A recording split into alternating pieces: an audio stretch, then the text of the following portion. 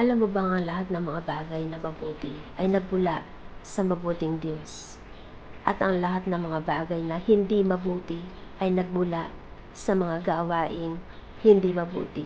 It is the consequences of our actions that often come back to us. Lahat ng ninanais ng Diyos ay kabutihan para sa atin, tamang daan para sa atin, but we always tend to unfollow His goodness.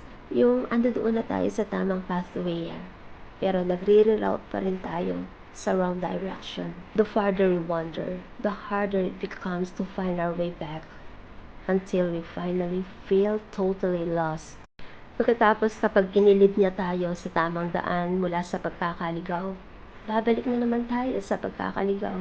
Tatangis, muling itutuwid, iaahon, at muli na namang magtatampisaw. How many times have you taken for granted the chances that God has given you? Always, seldom, or perhaps more times that you can count. Aminin natin, most of the times, God is our last resort, diba? Instead of our first priority.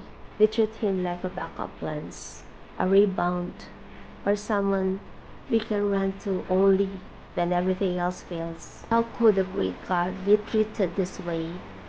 He don't deserve us, and we don't even deserve His goodness.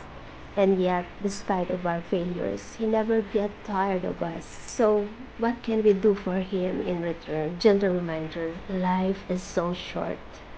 One day, we will stand before Him and we will give account of how we lived, how we loved, and what we did with the countless opportunities He placed in our hands. Before that day comes, may we learn to seek Him while we still have time. Accept Him as your Savior.